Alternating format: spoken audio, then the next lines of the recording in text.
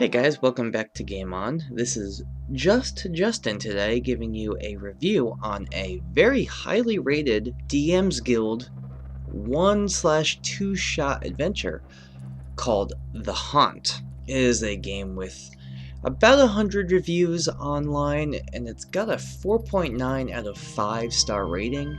It's an adamantine bestseller. It's sold quite a lot, and it's made by PB Publishing. Specifically written by Phil Beckwith, hence the PB, and it is advertised as a Halloween one-shot, but I have some other ideas for it. More on that in a little bit. If you want to run a fun horror game for 3 to 5 players and are looking to run around the 4th to 5th level, you can keep listening. However, if you're a player, I suggest turning this off because there's going to be a lot of spoilers. But if you want to run this game, stay tuned because this is going to be an exciting adventure module. I ran this game for some family and some friends about a week before Halloween, and all of us adored it.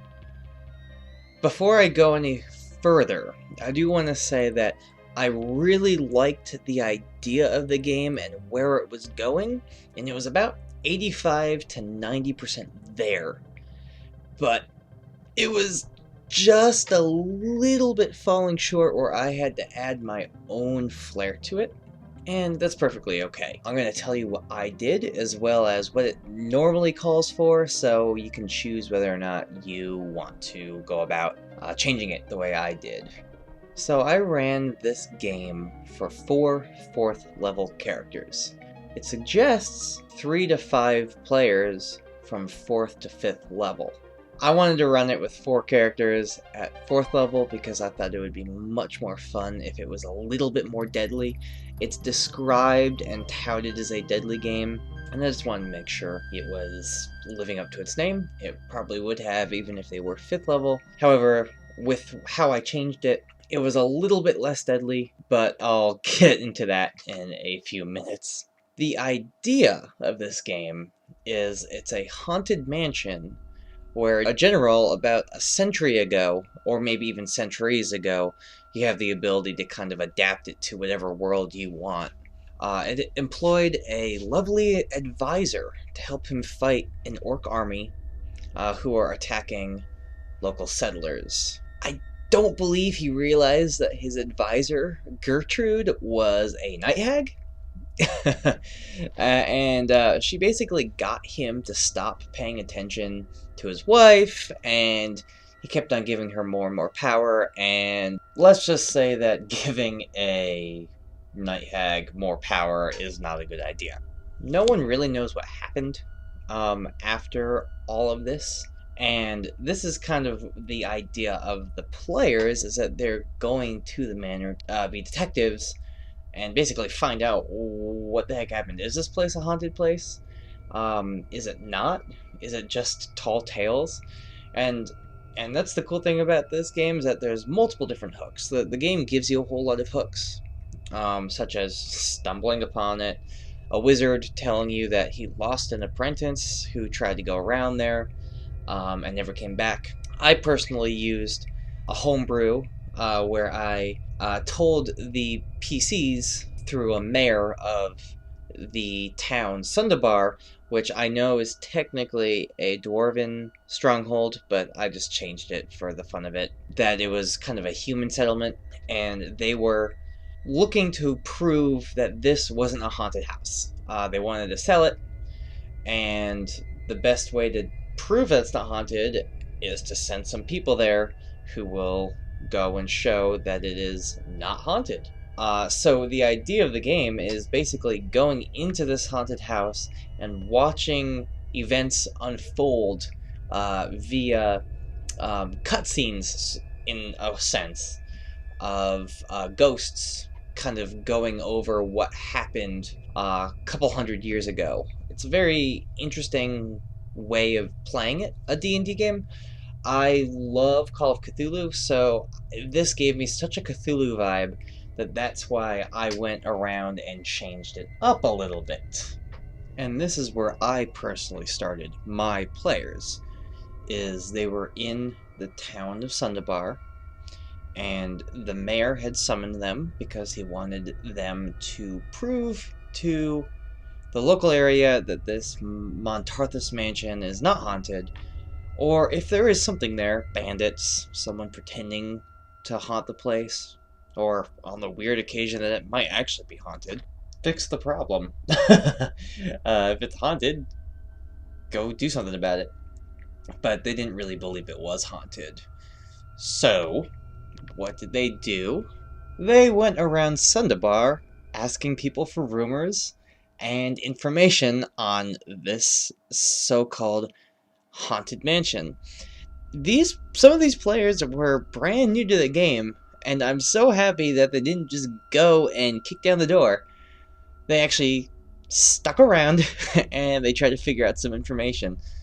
I am lucky enough to have some smart players. So, they ended up actually going to some people and basically listening to rumors. Some of it was false. Some of it was hearing that, nah, it's just bandits in there.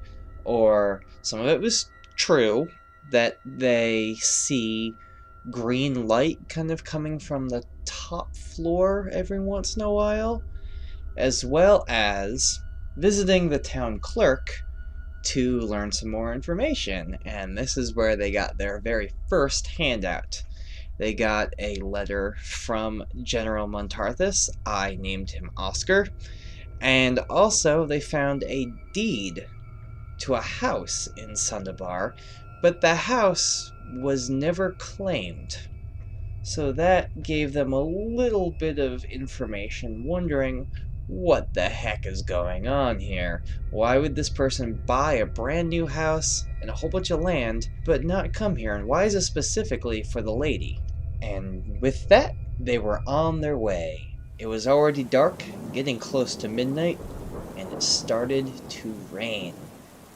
But with their half-hour or so trek on the main road, they found their way to a mansion sitting on a hill, nestled in the clearing of a forest. Okay, DMs, this is where we start ratcheting up the ambiance. This is where we're going to turn down the lights if they're not already down. We're going to have some ambient lighting, some electric candles, maybe even a soundtrack. I personally use a soundtrack. I will give you some links in the description to what I use. It's going to help really get the tension going, because these guys are going to come up on this house that seems to be made out of unnatural material. The air is going to get thick and foggy, and this is where it starts to get a little bit freaky. But this is also another place that I kind of changed it up a little bit. You see, the players are going to get to the front door, and there's going to be absolutely no way for them to get in. They can't. They're going to jiggle the door, they're going to try to break it down, they're going to use their thieves' tools. Nothing's going to open it. And those that are a little bit more perceptive are going to see a pair of blue eyes, though I didn't describe it as eyes. I just described it as two little beady lights looking out the boarded windows to the right of the door. And they saw that, they got a little bit freaked out, and they're like, well, we can't even go in, so what's the point? Well, here's what I did. Instead of the door not opening no matter what they did, and as they turn to leave, the door opens, instead, I let them fiddle with the door, and finally, someone knocked. And you know what? That was awesome. I opened the door for them. And that's where we get into the house. The first room, the foyer, is a trap. It's got two gargoyles. And as part of a reward, I had the mayor of Sundabar actually give the players his prized adamantine dagger. You can't really fight a gargoyle without magic or adamantine, and because none of them had brought magical weapons to bear, I hadn't asked them to, they needed something other than their cantrips and their low-level spells to take down these two gargoyles. So, I also like the fact that they give you the Monster Manual page reference right there, so you can go, oh yeah, that's where it is. In case you lost your bookmark or something, you can immediately flip to the right place. This was a good fight to get them going, and this kind of got my players realizing that this is going to be a little bit hard, because I'm not letting my players rest. This is a freaking haunted mansion. Why am I going to let them hang out and rest? At least for 8 hours. Maybe I'll let them take a short rest, and I ended up letting them take a short rest. But don't let your players take a long rest here. Okay, so my players made it. And what's next? The next room is the stairwell waiting room, and this is where the house investigation really begins. See, I brewed here that the ghost of a young woman is holding a note and crying on the bench next to the stairwell, and she's crying and weeping, and the players just kind of see this ghostly vestige, and then it disappears.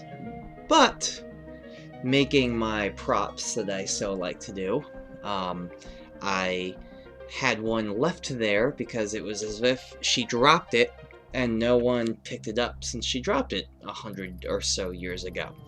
And that's where they find Oscar's, so aka General Montarthus's, letter to his wife, and that's where he's breaking up with her. I think that the idea of Montarthus falling for Gertrude was not obvious enough. I know that there is going to be another visage that they're going to see, but I wanted them to have some concrete evidence that Montarthus wasn't so happy with the lady right now, and he wanted to be with Gertrude. Dun dun dun. Who's Gertrude? That's right, she's a hag. But the players don't know that yet, do they? So, they find this note, and they're like, what the heck is going on here? Who's this? Why did we see a ghost crying? Who is this Lady Montarthus? Is she the same person that's in this deed? Uh-oh. Wait a second. So, then they go into the tea room. The tea room doesn't have anything terribly exciting, though it did creep out my players, because the chandelier crashes as if something was moving it as soon as they kind of get past it. So it's really, really freaky. They thought that there was something else in there. The next room is where the PCs are going to find a group of aberrations, one being what clearly looks like a general in a party. Everyone looks really happy, and they're all drinking and being merry. Yes, this is literally like a ghost visage just playing out a cutscene in front of your players. And they don't really have a way of interacting with it, other than they will say, "Get out now." I personally didn't have my ghosts say that. What happened was they saw somebody walking in, giving General Montarthus a piece of paper. He looks at it, starts to kind of scowl and almost cry, but kind of being a manly man, he doesn't really. But you can tell that he is no longer in a happy mood.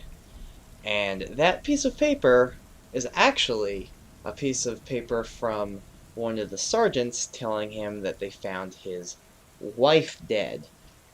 There's going to be more on that later, but again, that piece of paper, as if it hadn't been touched, Oscar puts it down on the table, and they find it there on that old decrepit table 100 years ago, so they can actually read the note that they had gotten. So not only did they see it, but now they can hold in their hands this nice handout saying, "Hey, Montarthus, we found your wife dead in the guest bathroom." and that's kind of sad. And next, they go into a ballroom. Once they've kind of figured out, like, oh man, there's no wonder why she never claimed the deed. She died. How did she die? And it led to a whole bunch of speculation, and it was a whole bunch of role play of them arguing with each other, like, oh my gosh, is this something that we need to go and get like high clerics for to sanctify this place? What are we gonna do? But they decided to go into the ballroom, where another cutscene sort of plays out. It is Montarthus, who looks much younger, by the way, than he did in the last scene. The other scene, he looked like he was he had aged. He had not so much like graying hair, but he had wrinkles and sunken eyes. And here he looks a lot younger, and he comes into the ballroom with a beautiful woman with a black gown, and they talk about, like, she says, what of your wife? And you can tell that at this point this is Gertrude, and Montarthus is like, you can see in his eyes that he's just in love with her, and he'll do anything for her. And she actually drops a piece of paper, which, again, once the visage kind of disappears, the PCs can go pick it up and see that it is Gertrude, in fact. So their suspicions were correct. And it was an invitation to the ball that they were putting on. So it went to show that Montarthus really, really cared about this woman. And this is just another form of evidence to confirm the player's suspicions. It was very, very, very interesting to listen to the PCs, the players themselves, actually kind of talk about what they wanted to do here. Because they were really like, uh-oh, do we need some sort of... We need like a whole army or something, because she just talked about an undead army, and uh-oh, there's only 4 of us. After arguing with themselves, the players decided to go into the alfresco room, which is the room right next to the ballroom, which will actually have the first notable loot. It'll be a +1 weapon. I'm a little bit confused about the Beholder zombie here, but I did keep it in there. I just didn't use the Beholder zombie to fight to the death.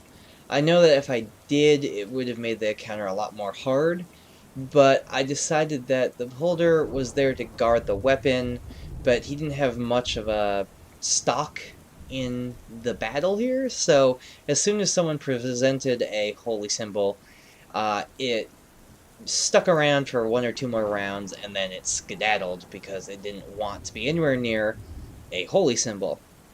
But now, the players have a +1 weapon, and I do believe they ended up getting a +1 short sword, so that anybody could really use it. Actually, well, at least any martial characters could use it. It was a fun battle. I think that if you leave it in there, that's perfectly fine.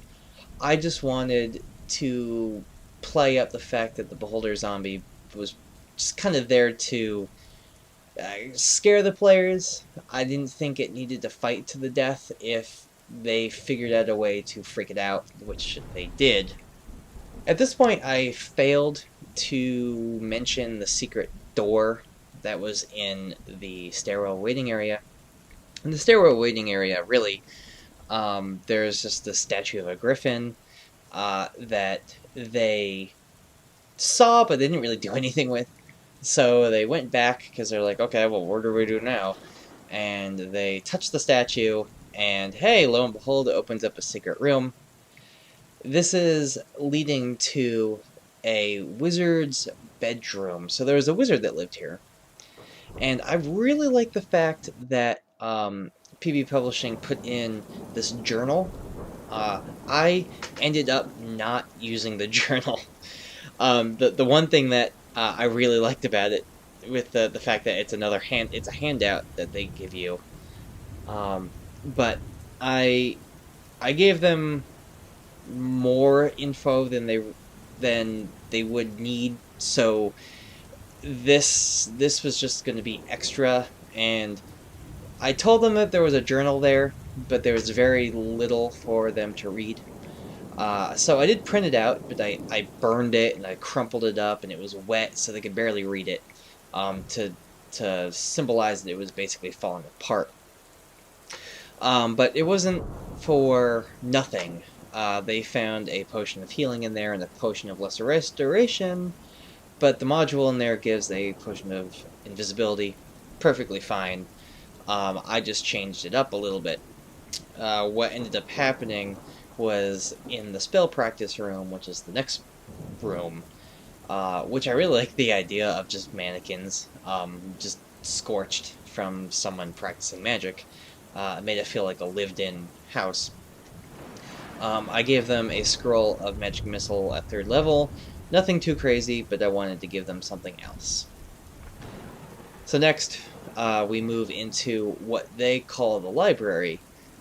I like the idea of the library. It's got a cloaker in it, something to just attack the players that they didn't expect. I love the idea of it. PP Publishing, awesome job on that. I changed it though.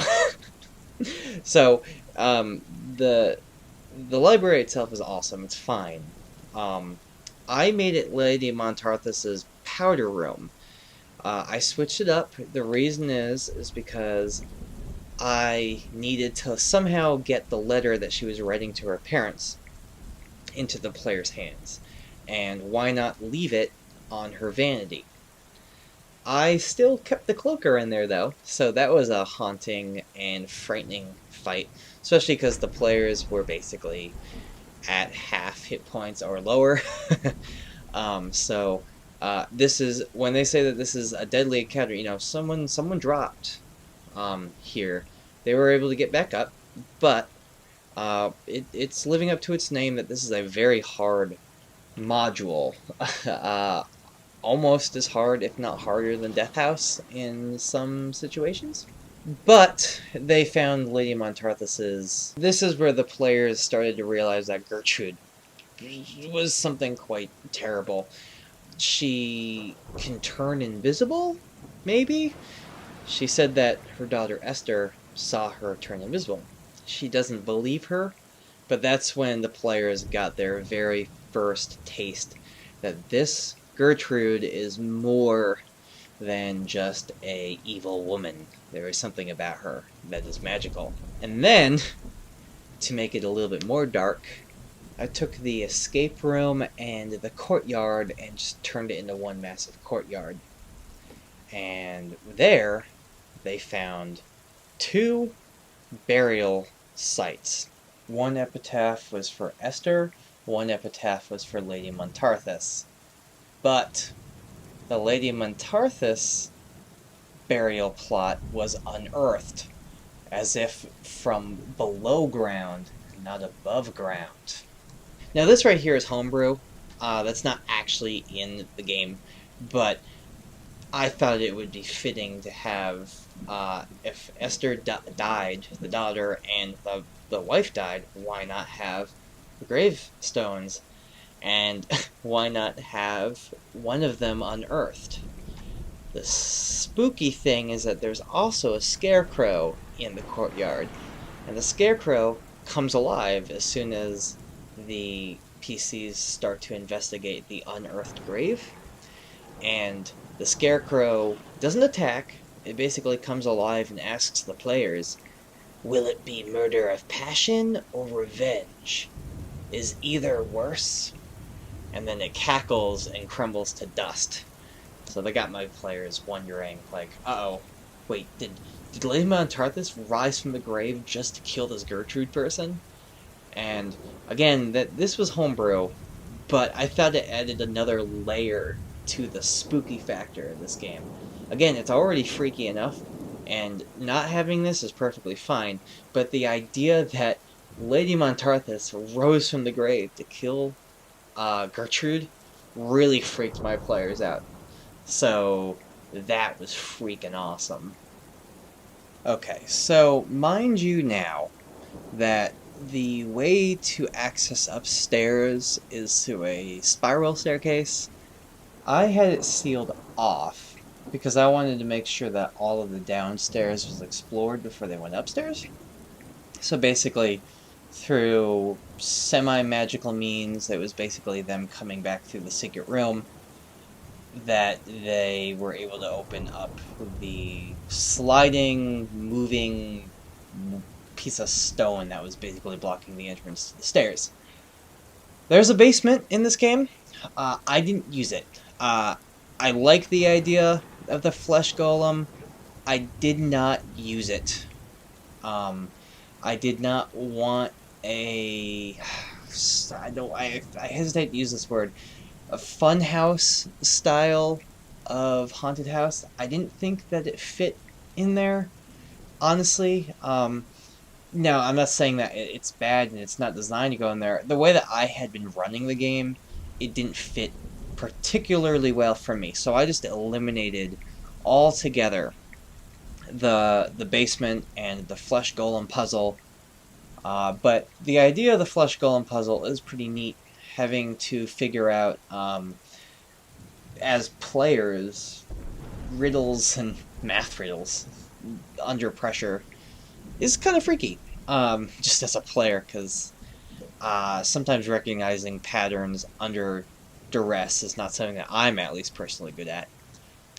However, that being said, this is where I started playing the sounds of a child footsteps with a really creepy ambiance running upstairs. My PCs, at this point, were like, WTF, what is going on up there? We hear like a little girl running around.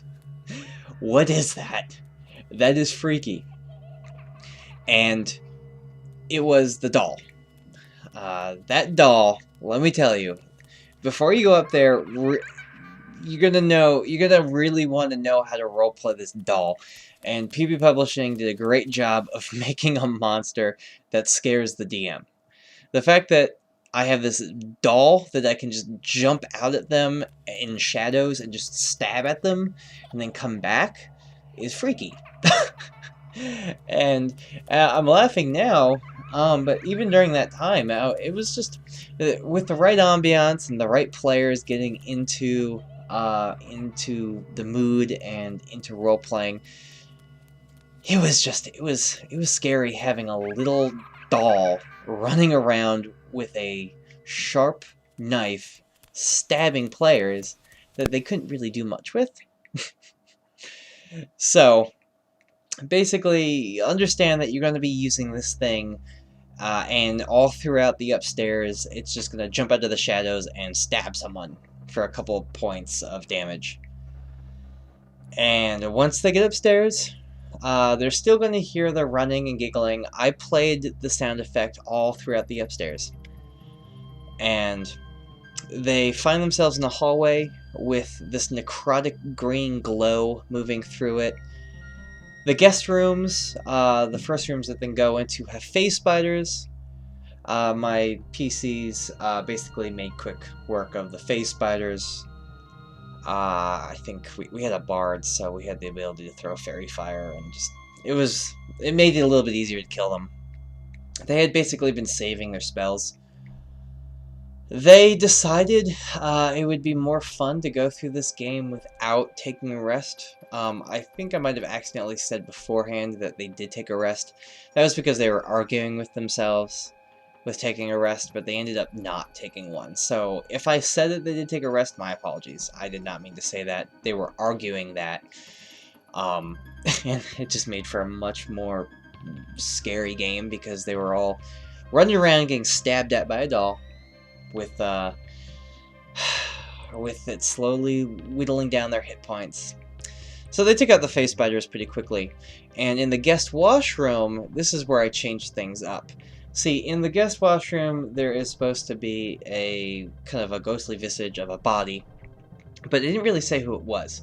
So I made it Lady Montarthis, her ghostly body, and I made it that she slashed her own throat, basically out of just pure brokenheartedness that her husband is now with Gertrude, and that is what is part of that note that Montarthus got in his party. So it disappears if they try to interact with it, but that kind of got some people a little bit scared. I wish that there was a kind of a horror sanity check in D&D. I did have them make wisdom saves, basically taking 1d4 points of non-lethal psychic damage, which they would get back in a couple of minutes. But they shook off and they went to the servants' living quarters, where a ghast and 2 ghouls were out there. Now, a ghast and 2 ghouls might not seem like that hard for for 4th level characters, but when you're getting stabbed at by a doll, and you fought a face spider and a cloaker and the zombie beholder, and you didn't take any short rests, yeah, that one was a little bit hard. Dropped a player there, but they got back up, so technically deadly by the terms that 5th edition likes to set for deadly, dropping someone to 0, but no one actually died. The next room was the kitchen. Why the kitchen is upstairs, I don't know. Maybe that's how mansions used to be built. I don't know. But there's a poltergeist in here. Basically, the cupboards throw knives at the players. I let the party actually kind of talk down the poltergeist. They didn't want to attack. They actually just kind of dodged the knives, and through their clever roleplay, they're like, hey, let us sanctify this area, say a prayer, let's not fight. And the knives dropped, and they felt safe. That there is the only time I kind of gave them a little DM help. I gave them... What did I give them? I gave them basically the effects of Inspiring Leader. So they got like an extra 8 temp hit points. Mainly that was just my way of rewarding them for role-playing, because I thought that was really cool, that they just try to talk down the poltergeist and not try to just destroy the area. So next they go into the general's clerk room. They see a ghostly image of the clerk that allows Gertrude in, and then going through there is when you go to the general's waiting room. This is quite a creepy scene, so, viewer discretion is advised. Here, Gertrude sees the general's daughter. As soon as they get into the general's waiting room, they see a visage of this. And the daughter's sitting there, kicking her legs, she's all happy, and Gertrude has a doll as a gift for her. And, the girl's like, oh my gosh, thank you, and, the girl's like 8. So, Gertrude gives her this doll and she leaves. Well, guess what? That doll is the doll that's been attacking the group. And even for me, who likes to play Call of Cthulhu, I thought that this was pretty gruesome. PP Publishing had the guts to kill a kid. But it was in ghost form. But the doll whips out a knife and stabs the kid, and she just looks in horror and in pain and surprise that she's being stabbed, and then she basically falls over dead. Yeah, that's kind of rough. It was awesome because it was a horror game.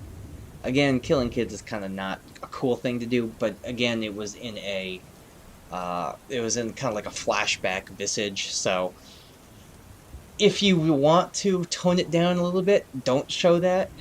Maybe show that it was just, it was the kid, and she was afraid of this doll and she runs away from it, or if you don't want her to die.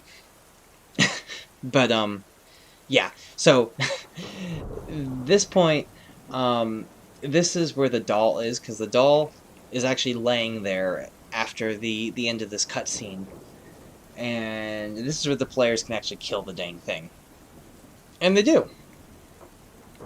So After that harrowing fight, they finally get into Montarthus, his actual office. I changed it here because I really wanted closure that the wife um, was going to kind of get revenge.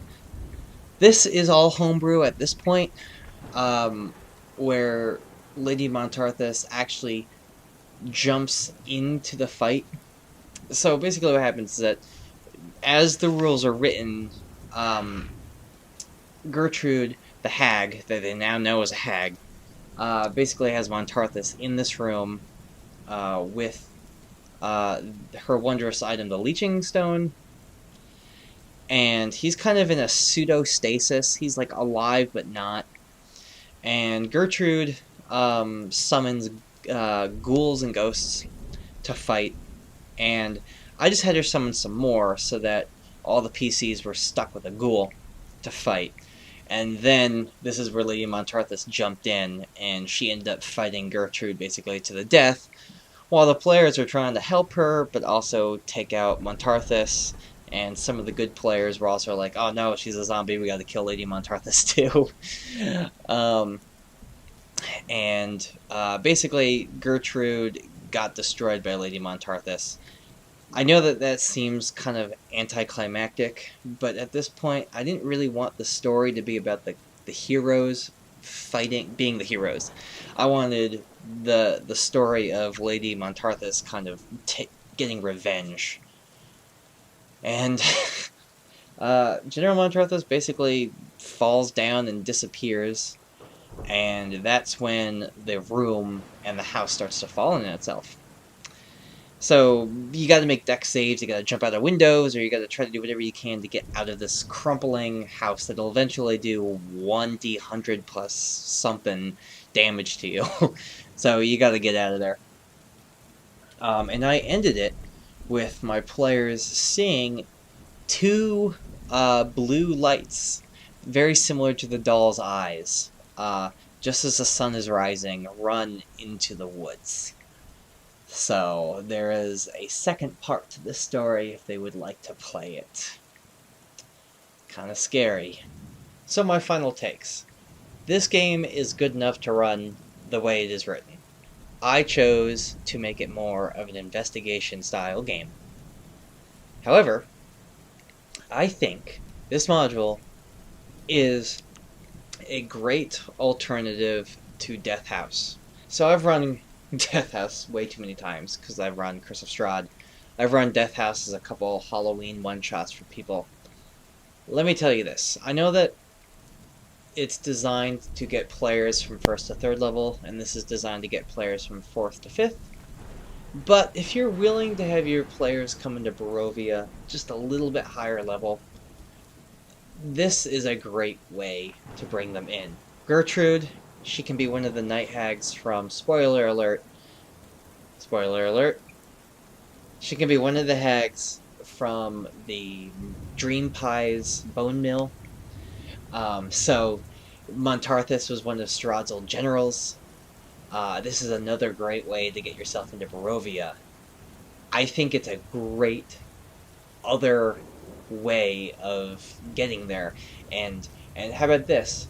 I am running a Curse of Strahd campaign. I did not decide to use this because I was running... they were already in Curse of Strahd before I ran this at the time. And I used Death House to get them in. However, well, heavily modified Death House. But this is what they went into when they got to Vallaki. The Montarthus mansion was actually in Vallaki. So I still managed to get this into Barovia because it's just a really, really good mood module. So, PB Publishing, you did a great job. I can see why this is a 4.9 out of 5. I would give, 4 thumbs up. 2 thumbs up, 5 stars. I rated it 5 stars. If any of you guys are interested in picking up the module, Game On actually is a DM's Guild and Drive-Thru RPG affiliate. So if you use our link, you'll help give us a little bit of a kickback to show that, hey, we like to work with these guys, and tell them that we sent you, because this is a great game. PB Publishing, you guys did a great job with this game. Again, I can't thank you enough. There is a part 2 and a part 3. I have not run those, but they seem to be getting decent reviews as well. So maybe soon I'll be able to run those too. I hope you guys have a great day. Hopefully you can still play this. Maybe swap it out for Death House, maybe not. Maybe throw it in Barovia anyway. Throw it in another campaign if you want to scare the crap out of your players. Either way, I hope you enjoyed it, and game on.